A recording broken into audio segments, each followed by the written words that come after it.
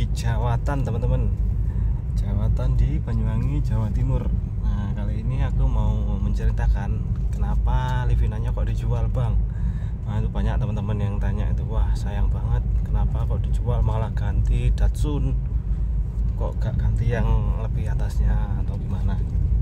Jadi memang sedih banget sih. Pertama adalah kemewahan dan matic ke manual. Kemewahan dari Livina itu kalau menurut saya dibanding Datsun ini ya sangat jauh, teman-teman ya. Jadi ini mobil yang didesain murah, kemudian diadu sama Livina yang dasarnya dia mobil mahal. Jadi sangat langit dan bumi, teman-teman. Ditambah lagi nggak cuman desain, tapi juga kenyamanannya juga sangat berbeda, teman-teman.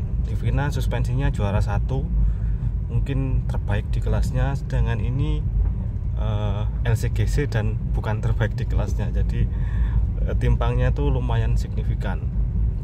Selain ini juga fiturnya paling trondol di kelasnya, sedangkan Livina termasuk cukup oke di kelasnya ya. Untuk 2008 dengan harga yang sama dengan Datsun ini, hal yang disuguhkan berbeda, teman-teman. Nah, itulah yang bikin galau sih, galau bin botak sariawan tenan, teman-teman. Nah, bisa dilihat teman-teman dari belakang sudah sangat berbeda jauh sama Livina kemarin. Livina kemarin itu 3 baris murni dengan desain yang 7 penumpang asli. Terus kemudian ada armrestnya, ada LCD roofnya juga. Terus kemudian mesin yang kenceng dan apa ya, pokoknya banyak fitur-fitur yang keren lah. Ini trondol banget sih, teman-teman. Meskipun ini sudah spek paling tingginya ya, tapi masih berasa chip car Vrinda Van Look nih. Sudah chip car kayak Vrinda Van Look lagi, anjir. Oke, kita lihat luarnya dulu, teman-teman. Nah, ini banyak lagi hari Minggu setelah kerja, sekalian di foto-foto aja, sekalian di videokan. Nah, ini rem tangannya seperti ini, tuasnya kok kayak gini. Sebenarnya enak, cuman chip car-nya itu entah kenapa bisa sekerasa ini gitu sih. Ini juga power windows-nya juga cuman segini tok ya. Tapi impresifnya adalah di konsumsi, teman-teman. Nah, konsumsinya ini, nah itu kemarin ku isi 200.000, sudah 120 kilo, itu masih sisa 250 kilo lagi, 220 kilo lagi. Jadi ini hampir 400 km ya 200.000 nya. Sedangkan Livina kemarin itu 200.000 cuman dapat 220 km. Jadi nyaris 2 kalinya, teman-teman. 2 kalinya dari Livina kemarin. Jadi bisa bayangin, teman-teman, kemarin Livina itu sudah habis sekitar 12 juta untuk bensin doang. Jadi andai pakai Datsun dari awal mungkin sekitar hematnya 6 jutaan, teman-teman. Jadi itulah yang menyebabkan aku ganti mobil tempur pakai Datsun Go ini, teman-teman. Selain itu untuk keluar kota sebenarnya sudah tidak pakai baris 3 lagi sih. Jadi cukup 2 baris, karena paling mentok ya sama mertua, bocil di belakang itu sudah cuman buat tiduran, pakai jas sudah cukup. Kalau pakai ini bisa, cuman ini nggak comfort, jadi mungkin ya kalau kemana-mana pakai jasnya. Kalau Livina memang juara 1 sih, untuk di jalan juara 1, tapi ya untuk harian bensinnya itu bener-bener overkill. Mungkin per tahun bisa hemat sekitar 20 jutaan ya, atau mungkin 15 jutaan, karena per tahun bisa sekitar 20 juta bensinnya doang. Jadi bisa hemat 10 juta kalau pakai Datsun Go ini daripada Livina. Lumayan tuh, 10 juta sampai 20 juta loh. Soalnya kemarin Livina itu cuma 4 bulan sudah 12 juta. Bisa dikalikan aja, kalau 1 tahun berarti berapa juta sudah. 1 tahun berarti ya dikalikan 12 kali 3, 36 juta untuk bensinnya Livina doang kalau per tahun. Kalau ini berarti sekitar 16 juta. Sekitar 18 juta. Berarti hematnya 18 juta per tahun. Wah, itu 5 tahun bisa beli Livina lagi, anjir. Itu sih alasanku yang bikin aku jual Livina. Kalau Livina itu nggak untuk harian, sebenarnya super worth it teman-teman, karena pajaknya murah dengan spek yang keren dan nggak miskin look seperti ini, itu sebenarnya masuk. Cuman memang Livina itu juga mobil yang tua ya, bahkan 10 tahun selisih sama Datsun Go ini. Jadi ya tetap ada worry free nya dibanding Datsun Go. Bahkan kemarin keluar kota itu juga kayak deg-degan gitu sih, karena Livina aku kemarin itu ada beberapa isu yang sudah mulai trouble ya, terutama di tangki bensin itu ada yang rembes sedikit, terus kemudian ada beberapa part yang dia itu sudah saatnya ganti. Kacanya juga retak, tapi kaca retak itu sudah ku share di pembelinya, jadi pembelinya sudah tahu bahwa ada kaca retak yang harus diganti juga. Untuk bodyworknya juga bisa dilihat sendiri, kemarin itu kondisinya kurang begitu bagus teman-teman. Jadi ya, tapi yang beli sudah lihat semuanya, jadi ya sudah tahu betul kondisinya. Terus yang jadi misteri adalah Livina aku kemarin itu adalah body 2012. Jadi itu misteri yang cukup membagongkan ya, karena 2008 itu warnanya masih krem ya sampai 2011. Sedangkan punya aku itu 2008 tapi kok bisa interiornya dan bodinya hitam semuanya, termasuk velg dan fitur-fiturnya. Itu sangat aneh juga sih. Terus kemudian sudah dicek fisik ya, jadi nggak ada masalah juga sih dicek fisik. Nah ini kalau kita pakai Datsun, ini habis motret sekalian balik. Nah kayak gini sih, kalau kelegaan sih cukup mendingan ya sama Livina. Joknya juga empuk dibanding Brioku yang lama, ini jauh lebih worth it. Cuman ya itu tadi, Vrindavan looknya itu cukup berasa. Oke, kita sambil jalan ke jalur keluar.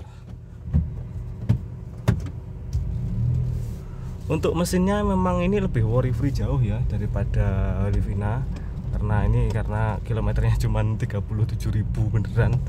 Jadi bisa dibilang mobil ini belum dipakai sih sama yang beli, sama yang pakai dulu.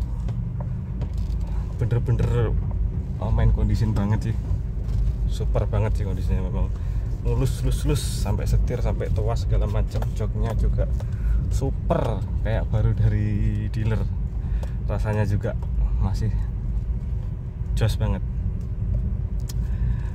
Oh iya, untuk keanehan sebenarnya aneh lagi itu di speedometernya teman-teman, karena ini banyak 15 inch dan profil aslinya itu lebih tebal, jadi speedometernya mengalami deviasi.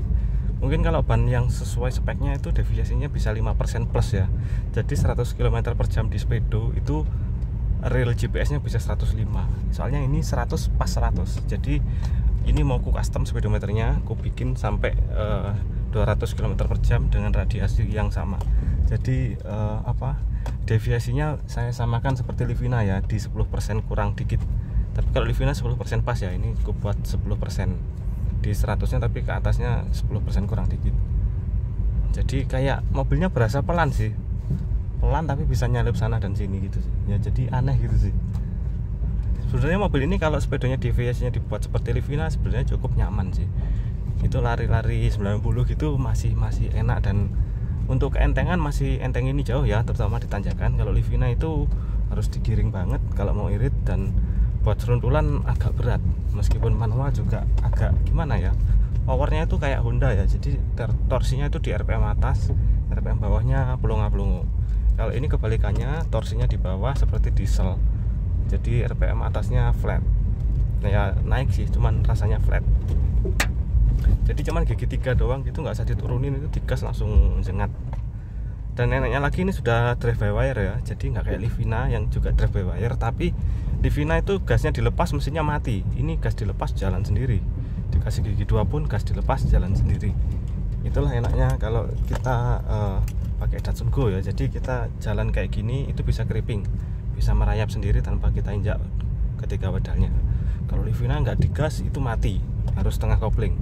Tanjakan juga sangat ampun-ampunan kalau yang manual, karena dia powernya di RPM 3 ke atas. Jadi di titik-titik tertentu itu ngoyonya bener-bener nggak kuat sama sekali, harus gigi 1.